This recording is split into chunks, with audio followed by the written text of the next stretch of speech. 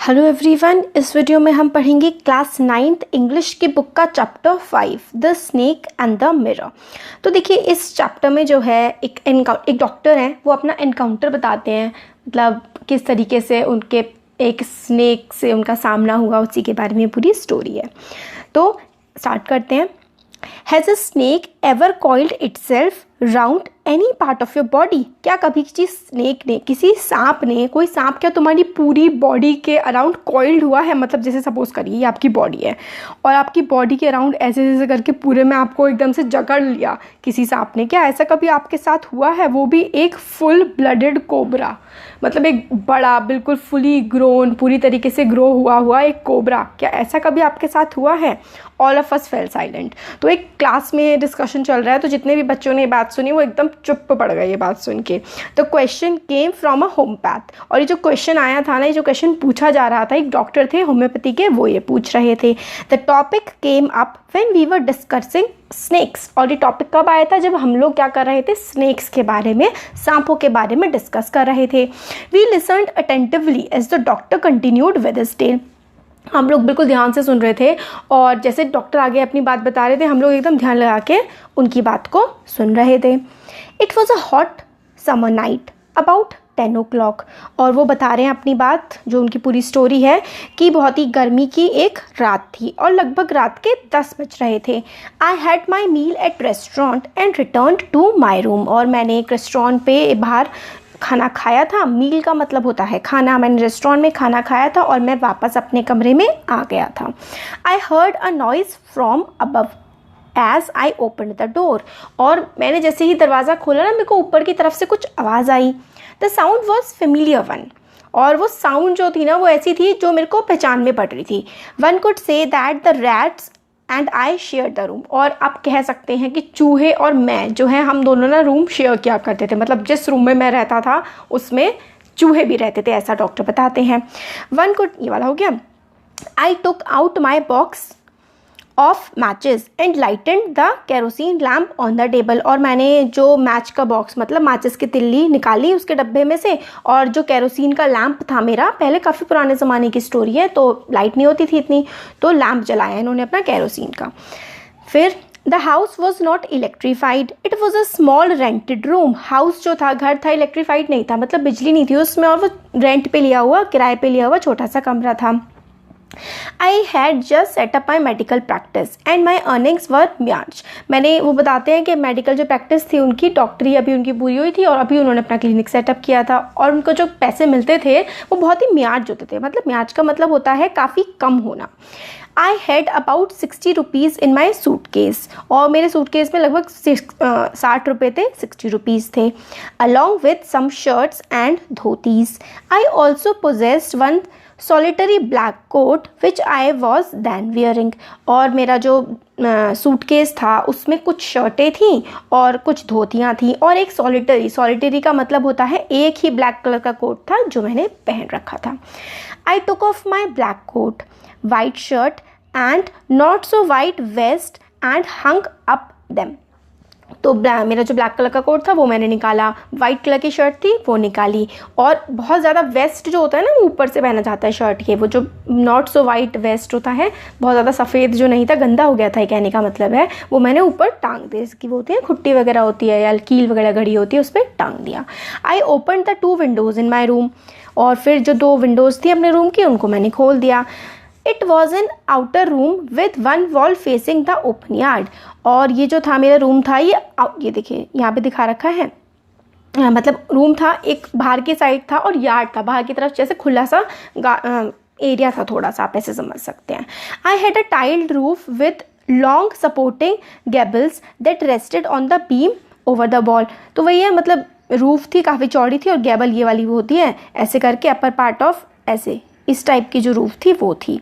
और there was no ceiling, there was a regular traffic of rats to and from the beam. तो ceiling नहीं थी ऊपर, मतलब छत बिल्कुल अच्छे से ढकी हुई नहीं थी, तो इस वजह से क्या होता था कि जो चूहे वगैरह है ना, वो बहुत ही आसानी से मेरे कमरे में आ जाते थे और चले जाते थे।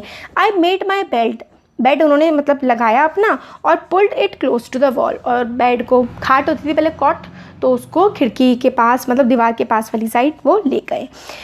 आई lay down but I could not sleep. I got up and went out to the veranda for a little air, but the wind God seemed to have taken off. और मतलब ये लेट गए थे, फिर इनको नींद नहीं आ रही थी, तो इन्होंने सोचा थोड़ा सा वरांडे में जाएं, थोड़ी हवा लगेगी इन्हें. बट फिर ये कहते हैं कि जो पवन देव हैं उनको मतलब वो तो चले जा चुके थे, उस टाइम थे नहीं वहाँ, मतलब कि हवा नहीं चल रही थी. फिर आगे है I went back into the room and sat down on the chair. फिर मैं रूम में चला गया जब बाहर हवा नहीं चल रही थी और चेयर पे जा कर के बैठ गया. I open the box beneath the table and took out the book the materia medica. फिर मैं गया अपने रूम में, चेयर पे बैठा, टेबल पे से मैंने एक बुक उठाई जिसका नाम था materia medica. I opened it at the table on which stood the lamp and a large mirror. A small comb lay beside the mirror. फिर मैंने उसको खोला और टेबल पे उसके पास ही लैम्प था, एक मिरर था, एक लैम्प था जिससे लाइट वगैरह जलती है, शीशा था और छोटी सी कंघी थी जो शीशे के पास रखी हुई थी. One feels tempted to look into a mirror when it is near me. और मतलब किसी के पास भी अगर आसपास मिरर रखा होता है तो टेम्पटेशन होती है ना. टेम्पटेड का मतलब होता है मन सा करता है कि भाई मिरर में देखो, तो टेम्पटेशन हो रही थी कि मैं मिरर में देखूं. फिर मैंने जो मिरर रखा हुआ था, आई टुक अ लुक, मैंने देख लिया उसमें. In those days I was a great admirer of beauty and I believed in my self making my self looking handsome. तो मतलब कहते हैं कि उन दिनों, काफ़ी पहले की बातें बच्चों को बता रहे हैं कि उस समय पर मैं ब्यूटी का बहुत ज़्यादा एडमायरर था, मतलब सुंदर चीज़ों को मैं बहुत ज़्यादा एडमायर करता था, मतलब तारीफ़ करता था और मैं चाहता था कि मैं हमेशा हैंडसम दिखूँ, मैं हमेशा अच्छा दिखूँ. I was unmarried and I was a doctor. मेरी शादी नहीं हुई थी और मैं एक डॉक्टर था. I felt I had to make my presence felt. मेरे को लगता था कि मैं डॉक्टर हूँ, मेरी शादी नहीं हुई है, तो लोगों को मेरे बारे में पता होना चाहिए. माई प्रेजेंस फेल्ट का मतलब मैं ऐसा दिखूँ ताकि लोग मुझे नोटिस करें. I picked up comb. मैंने कंघी उठाई and ran it through my hair and adjusted the parting so that it looked straight and neat. फिर मैंने कंघी उठाई और जो पार्टिंग होती है ना, मांग निकालते हैं, वो मैंने अच्छे से बनाई ताकि जो बिल्कुल बाल मेरे सही दिखे. Again I heard that sound from the above. अब फिर से मुझे, जो मैं रूम के अंदर इन्होंने एंटर किया था ना, तब जो साउंड आई थी, अजीब सी आवाज़ आई थी, वो साउंड इन्हें फिर से आई. I took a close look at my face in the mirror. I made an important decision. I would shave daily and grow a thin moustache to look more handsome. तो ये सोचते हैं कि इन्होंने अपने मिरर में देखा चेहरा और एक डिसीज़न इन्होंने लिया कि मेरे को ना मतलब डेली शेव करनी चाहिए और ना हल्की सी मस्टैश होती है मूछ, मेरे को हल्की सी मूछ उगा लेनी चाहिए, ऐसा सोचते हैं ये, ताकि मैं और भी ज़्यादा हैंडसम लगूँ. I was after all a bachelor and a doctor. तो मतलब ये थोड़ा सा प्राइड कर रहे होते हैं खुद पे कि मैं बैचलर हूँ. बैचलर का मतलब होता है ऐसा मेल, ऐसा व्यक्ति, ऐसा आदमी जिसकी शादी ना हुई हो, और ये डॉक्टर थे तो सोचते हैं कि मेरी वैल्यू तो बहुत ही ज़्यादा है, इस टाइप का ये सोच रहे होते हैं. I looked into the mirror and smiled. और देखते हैं मिरर में और मुस्कुराते हैं. It was an attractive smile. फिर अपनी तारीफ़ करते हैं कि जो मेरी स्माइल थी काफ़ी अट्रैक्टिव थी, मैं काफ़ी अच्छा लग रहा था. I made another earth shaking decision. और फिर से मैंने, मतलब अनदर अर्थ शेकिंग डिसीजन का मतलब है बड़ा ही इंपॉर्टेंट डिसीजन मैंने अपने लिए लिया. I would always keep that attractive smile on my face to look more handsome. फिर डिसीजन लेते हैं कि मेरे को ये जो स्माइल है ना, इतनी प्यारी सी स्माइल है मेरी, मैं हमेशा इससे अपने चेहरे पे रखूँगा ताकि मैं और भी ज़्यादा हैंडसम लगूँ. I was after all a bachelor and doctor too on the top of it. फिर कहते हैं कि आफ्टर ऑल मेरी शादी भी नहीं हुई है और मैं डॉक्टर भी हूँ, कितनी बड़ी बात है भाई ये तो. इस तरीके की बातें सोच रहे होते हैं. फिर कहते हैं I got up, paced up and down the room. Then another lovely thought struck me. फिर मतलब आगे की तरफ बढ़े और रूम में, और एकदम से इनके दिमाग में एक और थॉट आ गई. आई वुड मैरी, मुझे शादी कर लेनी चाहिए. I would get married to a women doctor. और मैं एक वुमेन डॉक्टर से शादी करूँगा, एक ऐसी औरत जो डॉक्टर होगी, who had plenty of money and a good medical practice. और मैं ऐसी औरत से शादी करूँगा जिसके पास बहुत सारे पैसे होंगे और जो अच्छी मेडिकल प्रैक्टिस भी कर रही होगी. She had to be fat. और ऐसा वो सोच रहे होते हैं, she had to be fat for a valid reason. मतलब वो मोटी होगी, ऐसे ही मतलब कोई रीज़न होगा जो सोच रहे होंगे ये डॉक्टर जो थे, जो अपनी कहानी बता रहे थे कि फैट होगी, वो मोटी होगी शायद किसी रीज़न की वजह से. If I made some silly mistake and needed to run away, she should not be able to run after me and catch me. फिर वो सोचते हैं अगर वो मोटी होगी, मैं कोई गलती कर दूंगा तो, और मैं भागूंगा तो, मोटी होगी तो वो भाग नहीं पाएगी ना मेरे पीछे. इस तरीके की बातें ये सोच रहे होते हैं. With such thoughts in my mind, I resumed my seat in the chair in front of the table. और फिर घूम के आए, चक्कर लगा के आए कमरे का, फिर से अपनी उसी सीट पे आके बैठ गए ये सब सोचते हुए. There was no more sounds from above. अब कोई भी ऊपर से आवाज़ें नहीं आ रही थी. Suddenly there came a dull thud as if a rubber tube had fallen to the ground. फिर एकदम से आवाज़ें नहीं आ रही थी, शांत था. फिर एकदम झटके से क्या हुआ, जैसे कि ऊपर से कोई टपका हो, नीचे कोई रबर जैसी चीज़ ऊपर से टपक गई हो, इस तरीके की आवाज़ आई. Surely nothing to worry about. तो वो सोचते हैं क्या है, कोई बात नहीं, चूहे हुए तो घूमते ही रहते हैं, कोई फ़र्क नहीं पड़ता. Even so I thought I would turn around and take a look. फिर मैं सोचा कोई फ़र्क नहीं पड़ता, फिर भी मैंने सोचा चलो देख लेते हैं कि क्या हुआ है. तो ये मुड़े और देखा. No sooner had I turned then a fat snake wriggled over the back of the chair and landed over my shoulder. और जैसे ही मैंने देखा तभी एक, देखिए रिगल का मतलब होता है रेंगना, जैसे कि स्नेक होता है ना, उसकी जो रेंगने वाली पोजीशन होती है वो. तो जैसे ही ये मुड़े, इन्होंने देखा कि एक मोटा सा स्नेक जो है इनके चेयर पे चढ़ा और इनके कंधे पे आके बैठ गया. The snake landing on me and my turning were simultaneous. मतलब एक साथ हुई थी, जैसे मैं टर्न किया था तभी जो है वो स्नेक मेरे ऊपर आकर के बैठ गया था. I didn't jump, I didn't tremble, I didn't cry out. मैं ना ही जंप कर पाया, ना ही मैं हिला, ना ही मैं चिल्ला पाया. There was no time to do such thing. The snake slithered around my shoulder and coiled around my left arm above the elbow. मेरे पास किसी चीज़ का टाइम नहीं था, ना चिल्लाने का, ना जंप करने का, क्योंकि बिना मुझे टाइम दिए जो स्नेक था वो स्लिदर अराउंड मेरे चारों ओर घूम गया था. मेरी जो शोल्डर थी, कंधे को एक तरह से, जैसे कि मान लीजिए ये कंधा है ना, और इसको उसने कॉइल कर लिया था, ऐसे करके घूम गया था डॉक्टर के कंधे पे. The hood was spread out and its head was hardly 3 or 4 inches from my face. Hood जो होता है ना, वही होता है जैसे स्नेक है, सपोज करिए ये स्नेक है, देखिए ऐसे करके इसका ये जो होता है ना स्नेक का जो फेस होता है, ये इसका हुड बोलते हैं इसको, जो उसका सर वाला पार्ट होता है. तो उसका जो हुड था वो ऊपर उसने करा हुआ था स्नेक ने, और डॉक्टर के फेस से लगभग 3-4 इंच, मतलब बहुत ही पास था डॉक्टर के फेस से.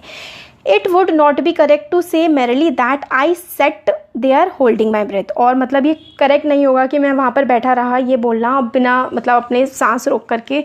आई was turned to stone but my mind was very active. मतलब ऐसा हो गया था कि जैसे कि मेरा शरीर पत्थर हो गया है. जब वो भाई किसी की बॉडी पे स्नेक लिपट जाएगा तो क्या होगा उसके साथ. बॉडी वो कह रहे थे डॉक्टर की उनकी पत्थर जैसी हो गई थी, मगर उनका माइंड एक्टिव था, उनका माइंड चल रहा था. The door opened into darkness. The room was surrounded by darkness. In the light of lamp I sat there like a stone image in the flash. तो डोर जो था वो बिल्कुल खुला हुआ था, मगर क्या था, हर तरफ अंधेरा था. सिर्फ कमरे में जो थोड़ी बहुत लाइट थी वो थी केरोसिन का जो लैम्प उन्होंने जलाया था उसकी वजह से, और ये पत्थर की तरह बने हुए बैठे हुए थे वहाँ पर.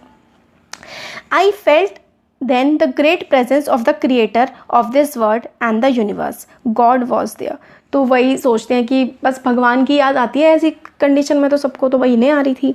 आई Suppose I said something and he did not like it. I tried in my imagination to write in bright letters outside my light heart words. Oh God. तो मतलब वही सोच रहे होते हैं भगवान के बारे में, ऐसा मैं कुछ ना बोल दूँ जो भगवान को पसंद ना आए. मतलब यही सारी थॉट्स इनके दिमाग में चल रही होती हैं कि मेरा क्या होगा, भगवान मुझे बचा लो, इसी टाइप का.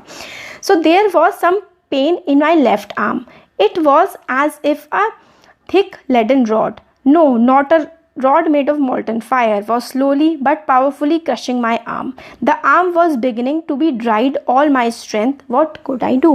तो उनके हाथ में भाई एक सांप, एक कोबरा लिपटा हुआ था.